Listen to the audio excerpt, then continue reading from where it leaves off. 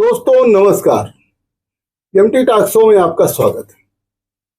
क्या बीजेपी में शामिल हो जाएंगे ओपी राजभर?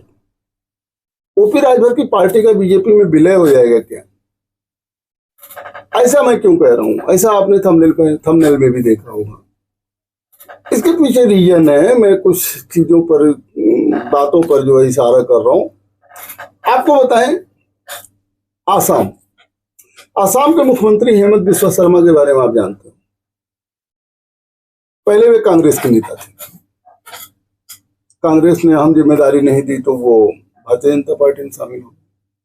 भारतीय जनता पार्टी में शामिल होने के बाद उनका वो ट्रांसफॉर्मेशन हुआ कि आज सबसे गंदे से गंदा शब्द, गंदे से गंदा ध्रुवीकरण की बात अगर बोलनी हो तो हेमंत बिस्वा शर्मा जो है उस शायद सबसे आगे। कुछ ध्रुवीकरण हिंदू मुस्लिम खुले जो है उससे बोलना हो, हेमंत बिस्वा शर्मा जो है वो खुलेआम बात करते हैं, जबकि कांग्रेस के नेता रहे। कांग्रेस के नेता का तात्पर्य है कि वो बहुत सेकुलर होता है, वो किसी दीन धर्म के बारे में इस तरीके की बातें नहीं बोलता है, और उसके जीन में वो रहता है, इसलिए कहीं दूसरी जगह भी जाता है तो भी ऐसी कोई बात नहीं बोलता है। लेकिन हेमंत बिस्वा शर्मा जो है वो क्या बोलते हैं, उनके बयान अगर आप देख लीजिए तो लगता है कि ये तो कभी कांग्रेसी थे ही नहीं, हमेशा जो है भाजपा। हालांकि ओपी राजभर ने कभी इस तरीके की बातें नहीं बोली हैं, लेकिन कुछ चीजें इशारा करती हैं कि भाई जैसे हेमंत बिस्वा शर्मा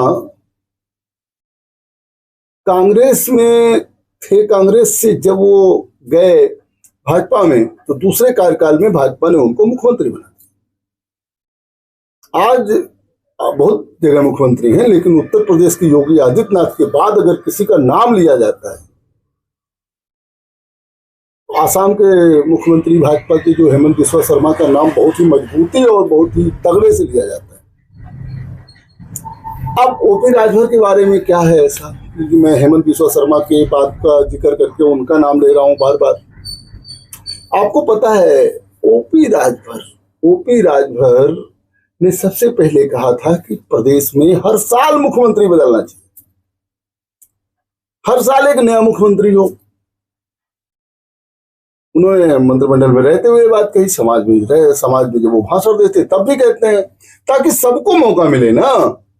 केवल कुछ समाज गिने चुने लोग हैं उनको मौका मिल जाता है, तमाम ऐसे लोग हैं उनको मौका मिलता नहीं। मौका मिलना से उनका मतलब जातीय समाज से था कि भाई बहुत हुआ यादव मुख्यमंत्री बन गया, बहुत हुआ तो जो है ब्राह्मण मुख्यमंत्री बन गया, बहुत हुआ तो ठाकुर साहब मुख्यमंत्री बन गए। और आज तमाम बिरादर हैं, चाहे पाल हो, चाहे पटेल बिरादरी हो, चाहे राजभरी हो, चाहे निषाद हो, अब तक यूपी का सीएम नहीं बन गए।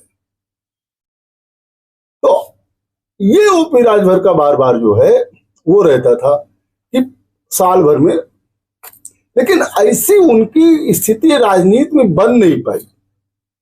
अगर कोई सरकार ओपी राजभर के बदौलत ही केवल चल रही होती, जब वो पहली बार भारतीय जनता पार्टी से समझौता करके जो है उनकी सरकार बनी, अगर ऐसा होता कि बिना उनके जो है भाजपा की सरकार नहीं चल पाएगी, तो शायद ओपी राजभर की तमाम बातें जो है आज सही भी होती। फिर भी अच्छा चलिए, उन्होंने अखिलेश यादव से जब गठबंधन किया, इंडिया गठबंधन में आए वो 2022 में, तब वो कहते थे कि 5 उप मुख्यमंत्री होंगे जो 5 समाज से होंगे। चले अखिलेश यादव मुख्यमंत्री बनेंगे, उसके अलावा वो इंडिकेट भी करते थे कि मैं उप मुख्यमंत्री बनूंगा और ऐसे अन्य समाज से उप मुख्यमंत्री बनेंगे। कहीं न कहीं उनके दिल में है कि वो मुख्यमंत्री या उप मुख्यमंत्री जरूर बने। उप मुख्यमंत्री तो बात की बात है, लेकिन मुख्यमंत्री जरूर बने। यही सब सोच के उन्होंने सपा से गठबंधन किया था, लेकिन सपा सरकार में नहीं आई तो मंत्री भी नहीं रह गए। तब उन्होंने धीरे से किनारा किया और भाजपा में शिफ्ट हुए। भाजपा के साथ उन्होंने गठबंधन किया अपनी पार्टी का, चुनाव भी लड़े, लोकसभा का लड़े नहीं जीत पाए, लेकिन विधानसभा चुनाव तो वो सपा के साथ लड़के आए थे। ओपी राजभर मंत्री बन गए, उनकी पार्टी से एक एमएलसी भी बनाया भारतीय जनता पार्टी ने। उसके अलावा जो है उनके लड़के को टिकट। ओपी राजभर मंत्री बने तो भाजपा की भाषा वो पहले नहीं बोलते थे, अब तो उनको भाजपा की भाषा भी बोलनी पड़ी।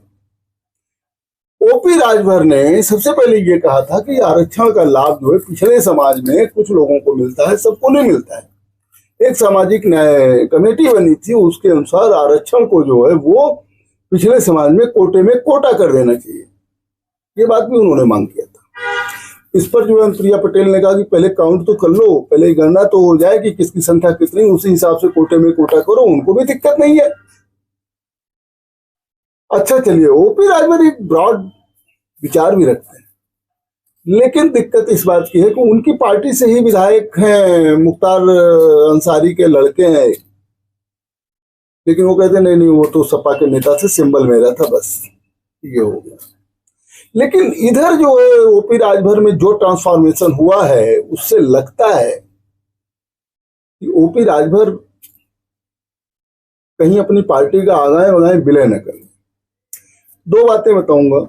जैसे ओपी राजभर ने कहा कि मैं एक दिन मुख्यमंत्री जरूर बनूंगा, हमारी भी शुभकामनाएं हैं आपके साथ, एमटी टाक्सो की शुभकामनाएं हैं, आप मुख्यमंत्री बने। उन्होंने कहा कार्यकर्ता ये चाहते हैं कि मैं मुख्यमंत्री बनूं। देखिए, यह कह के जो है ओपी राजभर अपने कार्यकर्ताओं में जोश भरते हैं कि ताकि वो कहीं जाए ना, और उनको ये उम्मीद रहे कि हमारा नेता मुख्यमंत्री बने। ये सब लोग करते हैं, लेकिन ये खुल के जो कोई करता नहीं है। लेकिन ओपी राजभर ने कहा कि कार्यकर्ताओं की मांग है कि मैं मुख्यमंत्री जरूर बनूं। निषाद पार्टी कार्यकर्ताओं की मांग नहीं है कि वो संजय निषाद मुख्यमंत्री बने। अपना दल कार्यकर्ताओं की मांग नहीं है कि जो है मुख्यमंत्री प्रिया पटेल या आशीष पटेल बने। सबकी मांग होती है और सब चाहते हैं कि उनका नेता मुख्यमंत्री बने। उन्होंने कहा कि देखो भाई, मेरे कार्यकर्ताओं की मांग है कि वो चाहते हैं कि मैं मुख्यमंत्री बनूं और एक दिन मैं मुख्यमंत्री जरूर बनूंगा। अपने दिल की बात ओपी राजभर ने कह दिया। उप मुख्यमंत्री बनने के लिए सभी जानते हैं कि उत्तर प्रदेश में 403 सीटें हैं विधानसभा की। या तो आप इतनी सीट जीत लीजिए कि बिना जो है आपके किसी की सरकार ना बन पाए, तब तो कहीं से संभावना बन सकती है कि आप बार्गेनिंग करिए, भाई सीएम हम रहेंगे और सब चीजें देख लो आप लोग, तब तो आप बन जाए। 7, 8, 10 सीटें अगर आप चुनाव में जीतते हैं, ऐसा राजनीतिक सीन आज की तारीख में नहीं आने जा रहा है कि 50 पार्टियां हैं, कोई 10 सीट पाई, कोई 20 सीट पाई, कोई 5 सीट पाई, कोई 4 सीट पाई, आप 10 सीट पाए और उसमें सब मिलके बना। ऐसा राजनीतिक सीन अभी उत्तर प्रदेश में तो नहीं दिखता। ऊपर से अब इसका फिर एक ही चारा है कि आप भाजपा में विलय हो जाइए, भाजपा में चले जाइए, भाजपा के नेता बन जाइए। तब भाजपा बहुमत में आएगी तो हो सकता है योगी आदित्यनाथ की जगह जो है आपको बोल दें कि भाई ठीक है, आप ही बनिए राजभर जी, क्योंकि भाजपा को तो वोट बैंक की राजनीति करनी है। अब लेकिन अगर आप अकेले लड़ेंगे तो सीट नहीं जीत पाएंगे, आप किसी के साथ लड़ेंगे तो 10, 20, 25 सीट से ज्यादा पर चुनाव नहीं लड़ेंगे, और 7, 8, 10 से ज्यादा विधायक नहीं होंगे। तो केवल चाहने से कोई मुख्यमंत्री नहीं बनेगा, उसके लिए संख्या जरूरी है। या तो फिर आप बीजेपी में चले जाइए, हो सकता है हेमंत बिस्वा शर्मा की तरह जो है आपकी लॉटरी लग जाए और आप मुख्यमंत्री बने। स्वागत है, उत्तर प्रदेश में तो मुख्यमंत्री कोई भी बन सकता है, आप भी बने। दूसरी बात, उन्होंने योगी आदित्यनाथ के कार्यकाल की बड़ी तारीफ किया। उन्होंने कहा जो गुंडे बदमाश थे ना, या तो जमीन के अंदर चले गए या जेल में चले गए। जो कानून व्यवस्था अपने हाथ में लेते थे, या तो जमीन में चले गए या तो जेल में चले गए। जमीन में चले गए, एक कट्टर, एक तरह से क्या इशारा है, जमीन में कौन जाता है मरने के बाद, बहरहाल। तो अब कुल मिला के लगता है कि ओपी राजभर वो भाजपा की भाषा भी बोलने लगे। आपको मैं और एक चीज बता दूं,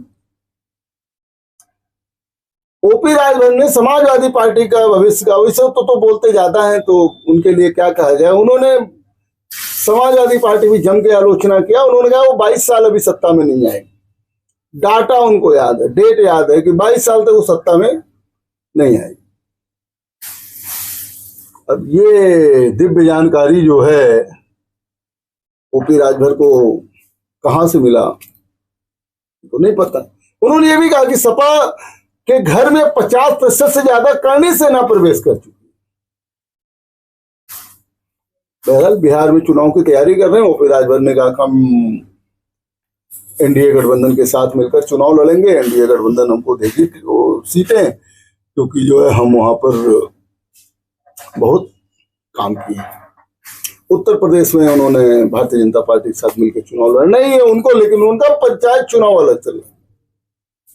पंचायत चुनाव में जो है कोई गठबंधन नहीं होगा। बंगाल पर भी उन्होंने बोला कि वहां राष्ट्रपति शासन लगा देना चाहिए। एकदम भाजपा की भाषा, मतलब इनकी विचारधारा और भाजपा की विचारधारा एक से मेल करती। इसीलिए हमने कहा कि भविष्य में हो सकता है कि ओपी राजभर क्या करेंगे, 6-7 सीटें जीतती उनकी पार्टी विलय करवा दें, खुद जो भाजपा में शामिल हो जाए।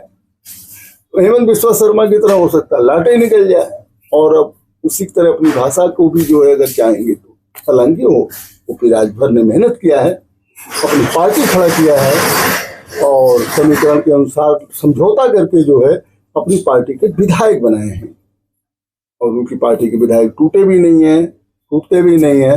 ये दूसरी बात है कि ओपी राजभर के बयानों पर अक्सर जो है लोगों को संदेह होने लगता है, क्या कब बोल जाए, क्या बोल जाए, ठीक है सकता। वही एक विधायक को ले आए थे, दारा सिंह चौहान को, बड़ी गाड़ी जीतेंगे, नहीं जीत पाए। अपने लड़के को चुनाव नहीं जिता पाए, लोकसभा का चुनाव नहीं जिता पाए, तो उन्होंने अपना चुनाव चिन्ह बदल दिया। वो कहे छड़ी और हाकी में बड़ा फर्क नहीं होता, वो हाकी वाला ज्यादा वोट पा गया था। चलिए ओपी राजभर सीएम बने, उनका दावा है। एमपी टाकसू की तरफ से उनको ढेर सारी बधाई। देखिए क्या होता है डेवलपमेंट, आगे हम फिर आपको दिखाएंगे। देखते रहिए एमपी टाकसू। बहुत बहुत धन्यवाद।